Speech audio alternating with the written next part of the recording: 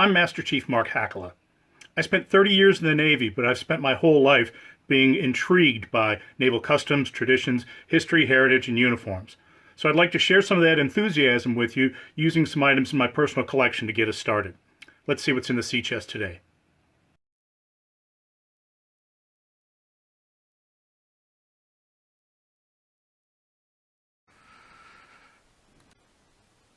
From the earliest days of our Navy, there have been times where sailors have had to go ashore and fight on land. Until well into the 20th century, sailors were taught infantry and artillery so as to be able to form naval landing parties. But starting in World War I, you begin to see units of sailors that are either operating ashore regularly or as part of another branch of the armed forces, and they have no connection to the ship. So let's take a look at a few examples of who they were and what they wore.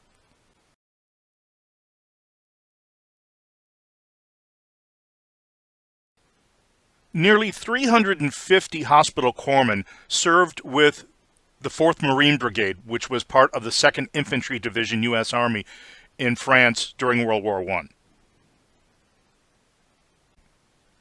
These sailors were issued Marine Corps uniforms, and they wore Navy rating badges on the side. Unfortunately, they didn't quite match in color. Initially, the Marine Corps only made them in khaki. Once in France, there was no availability of resupply of Marine Corps uniforms. As such, the Marines and their attached sailors had to wear Army uniforms, which were similar but different slightly in design and in color. If you take a look in this photo, you can see that one of these things is not like the other. They're all sailors, but you can see that the gentleman sitting down is clearly wearing the rating badge of Pharmacist Mate 3rd Class. Now, this photo was taken in the United States, and there's two ways you can tell that. The seated hospital corpsman is wearing a campaign hat, and he's wearing leggings. Once in France, American troops adopted the overseas cap, the first form of the garrison cap we still have. And they wore this when they weren't wearing their helmets. As for leggings, they adopted something that the British had been using, called puttees. These were long strips of wool that would be spiraled around the leg from the ankle all the way up to the calf.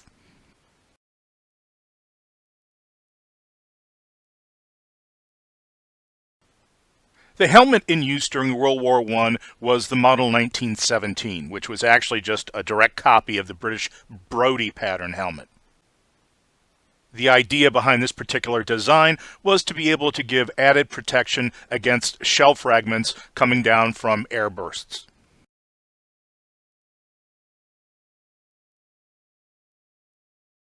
As the Navy got into World War II, they quickly realized that in their attempt to move toward Japan, they were going to have to do so incrementally. So the concept of an island hopping campaign was developed. The closer that U.S. forces could get to Japan, they could seize islands, put up airstrips, and attack the home islands themselves. In order to build these airstrips and all the buildings for the personnel who would be there with them, the Navy in 1942 authorized the formation of construction battalions. These sailors would have to know how to fight and how to build. Both the Army and the Marine Corps adopted uniforms for warmer climates that were made out of cotton. The particular weave of the material was a herringbone twill. The Army and the Marine Corps had different designs for their uniforms, actually had slightly different patterns of HBT, of herringbone twill. For the Seabees, the Navy would adopt the Marine Corps style herringbone twill HBT uniform, but they would choose to use the Army olive drab shade number 7 rather than the Marine Corps sage green. Now, many of these islands upon which the Seabees would be working were bound to be pretty hot, so the Navy developed a sun helmet, which was made in both a khaki and a gray-green color. And here we have an example of a gunner's mate 3rd class. And on the underside of the brim of the helmet are listed several of the islands upon which he served.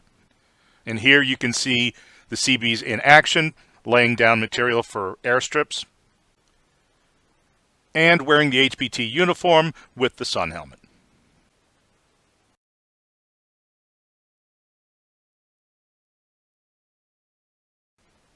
Under combat conditions, they would be wearing the M1 steel helmet, which came about in 1941.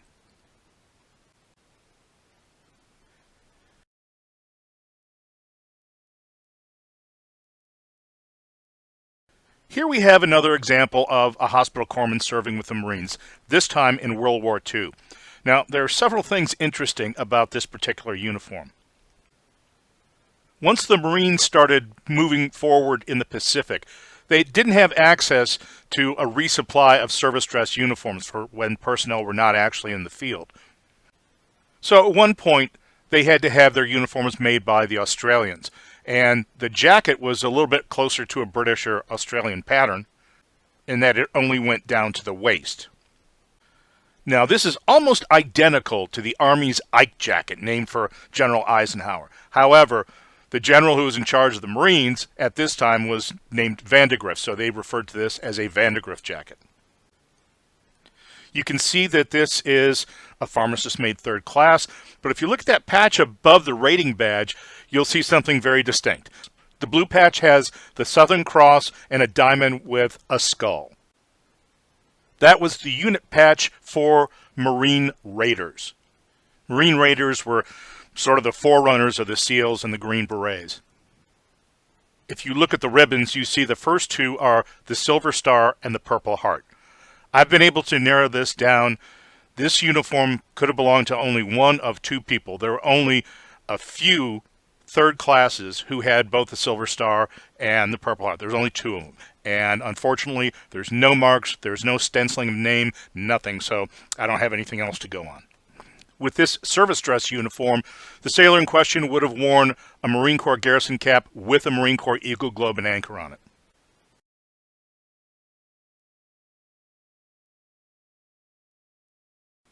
In combat conditions, he would have worn the M1 steel helmet with a camouflage cover.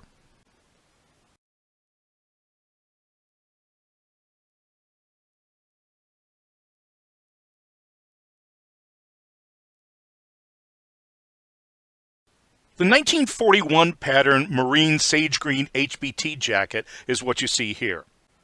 The Marines wore this uniform from World War II up until later in the 50s. Although it's that 1941 pattern, you can tell that this is Korean War vintage. During this period, Marines and sailors were ordered to draw on their rank insignia on the sleeve. And you see this one is a hospital corpsman third class. It's a caduceus, not a Red Cross. The Navy changed the rating title from pharmacist mate to hospital corpsman in 1948. You'll also notice that this jacket has USMC and the Eagle Globe and Anchor on the breast pocket, even though it's for a sailor. That was the way it was always done. Again, in the field, hospital corpsmen serving with Marines would have worn the M1 steel helmet, which was designed in 1941. Over the helmet, they wore a cotton herringbone twill cloth cover. This was reversible. It had two sets of camouflage patterns, one that was stronger on the greens and one that was stronger on the browns. So one was intended for if you were on a beach and the other if you were fighting more into the jungle. Now the Marines would adopt a shelter half, a pup tent half, for every single Marine that also had this same camouflage pattern with the two different colors. So it was a running joke in the Marine Corps forever that you'd get ready for an exercise or to go into some sort of operation, and the uniform of the day would be stated green side out. So everybody would go ahead and take their helmets and turn it so it's green side out and do the same thing for their shelter halves. Then, last minute, somebody says, change to brown side out. So the Marines came up with a little ditty, green side out, brown side out, run in circles, scream and shout. This particular helmet cover was Type 2. If you look along the side, You can see that there are slits going all the way around the helmet. These are there to be able to put foliage into to further camouflage yourself. So the Type 1 did not have these buttonholes. Type 2 did.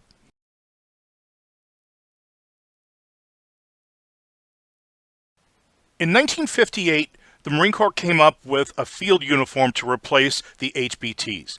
You see this shirt here is made of cotton sateen. It was meant to be tucked in rather than bloused out as its predecessor had been.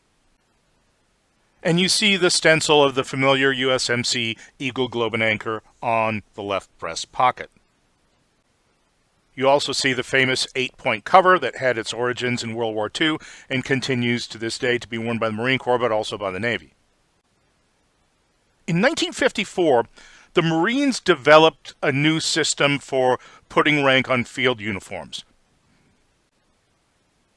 Drawing rank insignia on the sleeves was easy to do if you got promoted, but there was really no way to take away stripes if you got busted. So the Marine Corps developed collar devices for its enlisted personnel. Now, for a sailor, for a hospital corpsman who was assigned to a Marine Corps unit, they had no collar devices for rank, but the Marine Corps came up with an indicator to show that this was, in fact, a sailor, a hospital corpsman. It's the black shield and caduceus that's still worn to this day. However, since there were no Navy rank collar devices, what they would do is they would have the individual wear the Marine Corps rank equivalent to his. So here we see a staff sergeant, so this is actually a hospital corpsman first class. And in the field, they would continue to wear the M1 steel helmet with the same camouflage cover. In 1959, the Marine Corps would change the style of its rank collar devices, but sailors would continue to wear the Marine Corps rank ones for several more years. So this uniform, as configured, is what a hospital corpsman who took part in the 1958 Lebanon incursion would have worn. This style of uniform would be around into the early days of Vietnam. Around that time, the Marine Corps adopted the Army's sateen utility uniform.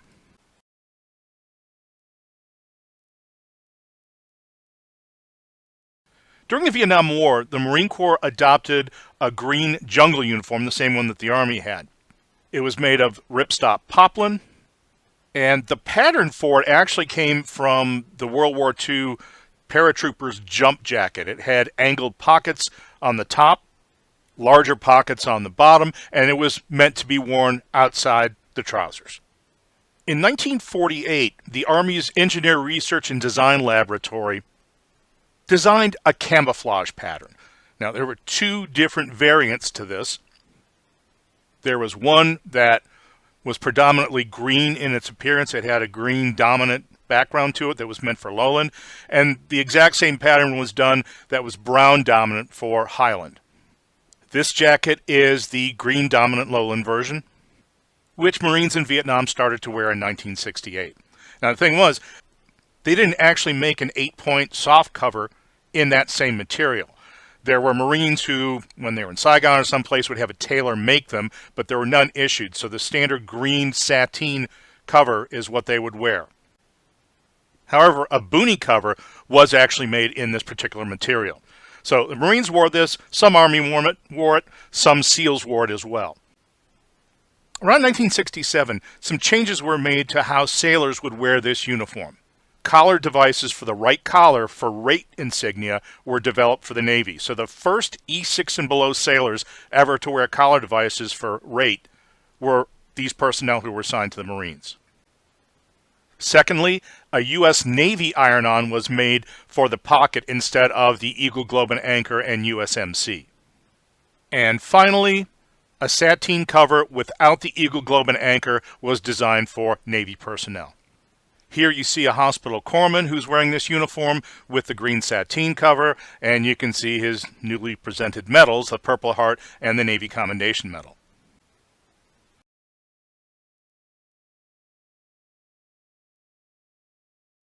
Now, in the field, they would wear still the M1 steel helmet, but it was universal amongst the services in Vietnam to wear the 1959 cotton Mitchell pattern camouflage cover. This had a green side and a brown side like the Marine Corps one had during World War II in Korea. A band was usually worn around the base of the helmet. Now, a lot of times you see photographs of personnel wearing something black, and that was just a piece of inner tube that was cut. The band originally was intended to go ahead and give you additional places to put more foliage, but it was very common in Vietnam to stow any number of different things in there, from a pack of cigarettes to a battle dressing to who knows what. But there actually was a green elastic issue camouflage band, which is what you see here.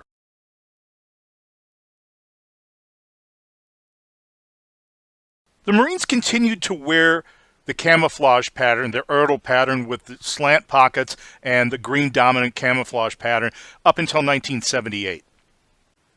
At that point, they adopted an Erdl pattern camouflage of the brown dominant, also in ripstop cotton, and this one had breast pockets that were parallel to the deck. With the adoption of this uniform in 1978, the Marines also made a utility 8-point cover in the same camouflage pattern. So in this example, you can see that we have a hospital corpsman second class. He's wearing the rank insignia on the right, the caduceus and shield on the left, and has the U.S. Navy iron-on the left breast pocket. You see an American flag patch on the left shoulder. That's what we wore in Lebanon between 1982 and 1984. It was a multinational force that was there. So to be able to tell who the players were, most of the countries said, let's just go ahead and wear patches. So flag patches were issued to us. We had to sew them on ourselves. And this utility cover is the one that I was actually issued in Field Medical Service School in January of 1982, and I wore it through that entire deployment. I wore it for a number of years after that as well, which you can kind of tell it's pretty beat up. I did some rummaging around, and I found a couple of photos of myself wearing this uniform without the body armor and packs and all kinds of other stuff. This is a picture of a bunch of the guys in my platoon. I'm the one in the middle with the mustache and glasses. This was taken aboard USS Austin, LPD-4, in May of 1983, headed for the Med. This photo was taken in November of 1983 during my last couple of weeks in Lebanon.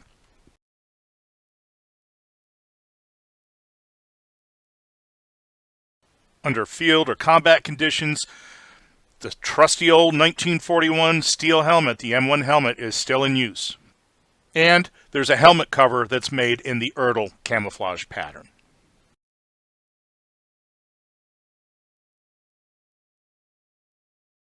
In 1976, a desert camouflage pattern was created for military uniforms. This pattern had 6 colors to it, and because of the markings, it was known informally as the chocolate chip pattern. The design and the material for this particular jacket were the same as for the 1981 pattern woodland camouflage uniform. And you notice it has a great big Elvis collar to it. This camouflage pattern was around from 1982 to 1995, and this is what the personnel who took part in the Gulf War would have worn. You see they had a boonie cover in this pattern, which would be helpful to keep some sun off your face in the desert.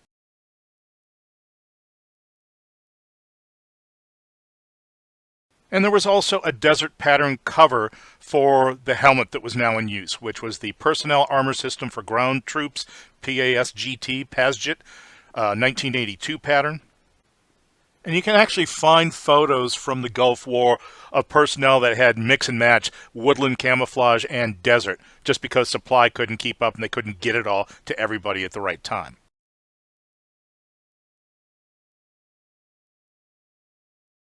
In 1981, the Army developed the woodland pattern camouflage uniform. As mentioned, this was cotton and nylon, had the big Elvis collar to it, and I didn't like it as much as the Erdl camouflage that I had. A change to the design pattern of the jacket itself was introduced in 1988. In this one, they reduced the collar to make it look a little bit more civil, and in addition to that, on the waist there were tabs and buttons so you could cinch it up a little bit and give it a more bloused look. There were 2 variations to this. There was one that was cotton ripstop poplin, lighter for warmer weather, and the 50-50 cotton nylon. This is the cotton version, and you can date this to post-1991 because in October of that year, the Marine Corps began using embroidered name tapes and ones with branch of service on it the way that the Army had been doing forever. And you can see the 1982 Pazjet pattern Kevlar helmet with the woodland cover.